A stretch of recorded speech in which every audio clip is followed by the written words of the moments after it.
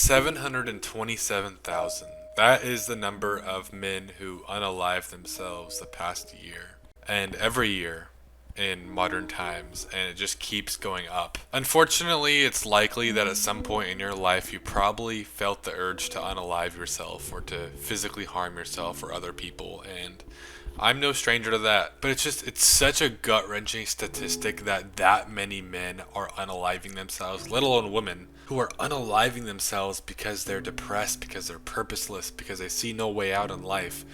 Most people literally do not see themselves living the next 5 to 10 years. Most of us are literally incapable of processing that we're going to be alive in 5 years. We cannot picture that. And we're just so purposeless, we're so distracted. We doom scroll and play video games and watch porn and try to feel pleasure in life just to feel something, to cope with our miserable lives that have no substance to it. And we go around living life with this dark countenance, with this darkness looming over us, and that's my experience. In summer of 2022, I tried to unalive myself. I was depressed, I was anxious, I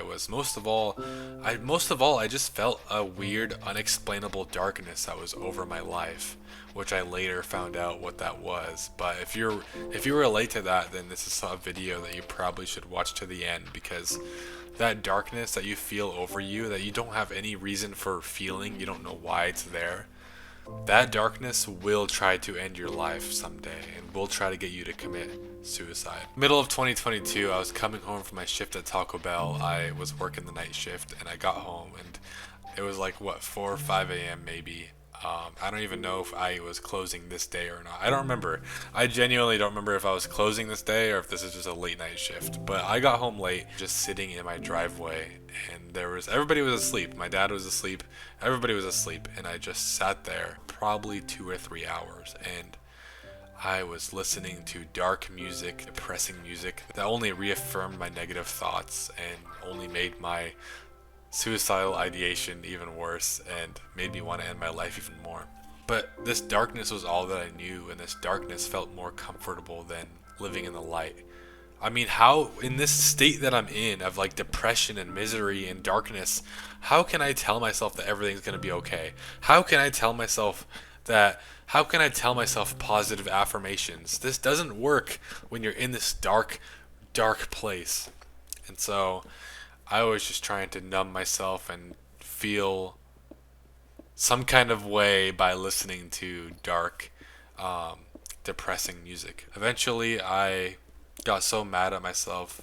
I was just thinking about all the times that I failed, all the times that people made fun of me, that I got bullied, that I got harassed, that people hated me, that I hurt people, that I was just thinking of so many dark things and things that I wanted to do to other people that were dark. And eventually I got my military knife out from my glove box, which was a really long military knife, and I decided to bring it up to my neck. And I just it was like something was controlling my arm, and I just brought my knife up quickly up to my neck, and I almost sliced my neck open. Right where the part of the neck that extends out when you flex it, that part right there, I was trying to cut that part, and for some reason something just took over my arm, and I quickly jolted it up, and I almost cut my neck open. And all of a sudden something in my head just told me to live for one more day. And at that point I was crying, I was sad, but I felt like everything was going to be okay. So I just got out of my car, I went inside, and just fell asleep right away because I was really, really tired, and just kept going.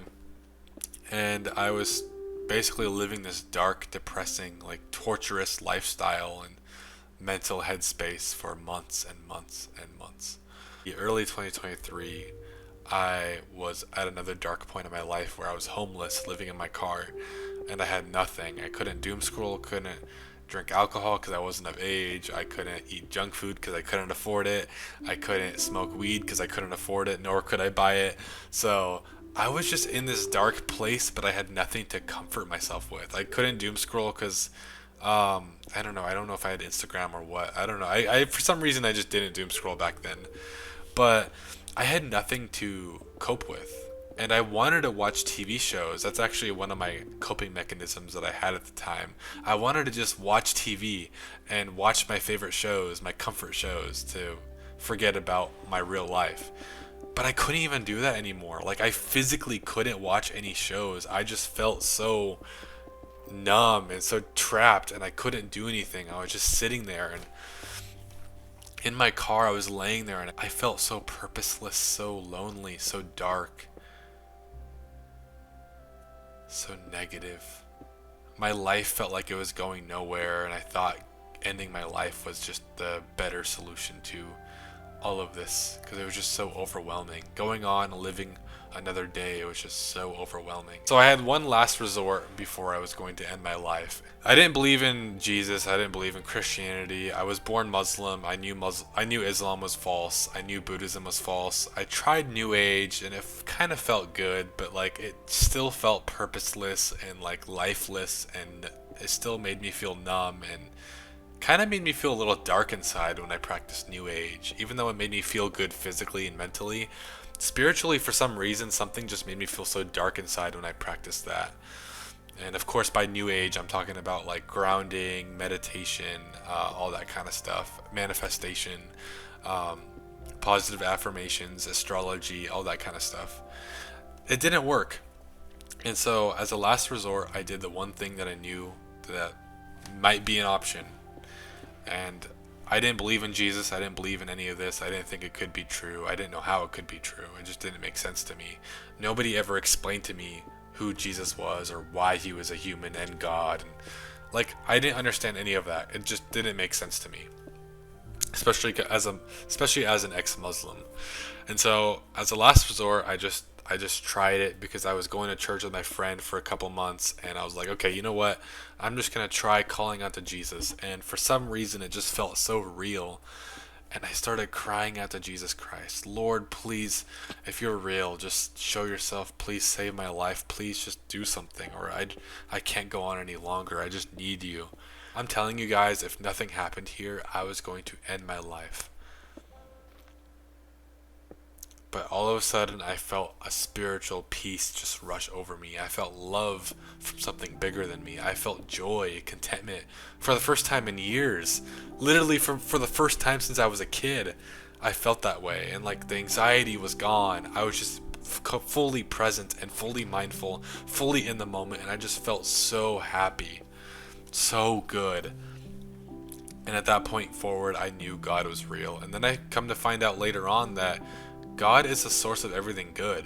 The devil is the source of everything bad. And anytime you do the good things of the natural order to life, the way we're supposed to live, the habits, the things we do, when we live that lifestyle, we are closer to God, and we are more happy. We are more fulfilled. We're more purposeful.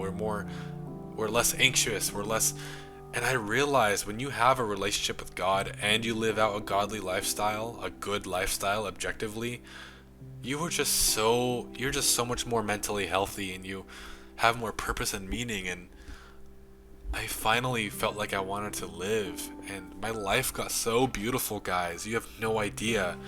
I would literally look at the sky, look at the trees, look at like the squirrel, look at bugs, and literally smile. I would literally look at a leaf and inspect it and like cry because of how beautiful and like intricate like the design is, how detailed. I just felt like I was so alive. I felt like I was in heaven. I felt like I was in paradise. I felt like everyday life was beautiful again. After being so depressed, after hating my life, after being so mentally unhealthy, so anxious, so stuck in my head, overthinking all the time, never living life in the moment, all of a sudden I felt so present, so happy. I noticed everything. I felt everything to a spiritual level. Literally, I was crying. I was literally freaking crying over a squirrel, over an animal.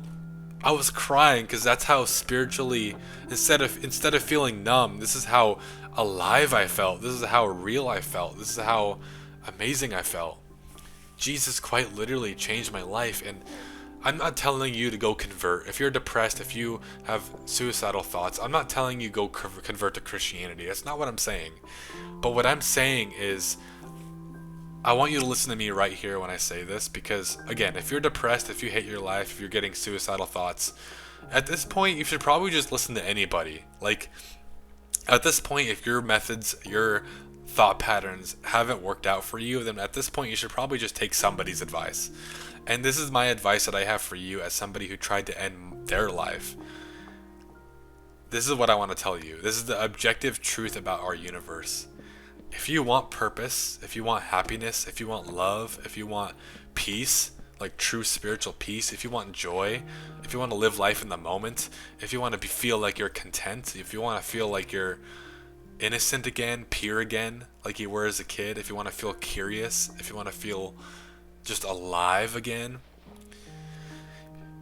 you have to live life you have to have a relationship with God, and you have to live life in an objectively good way. That means no lying, no porn addiction, no junk food, no anything that separates you from the objective good of the universe, aka God.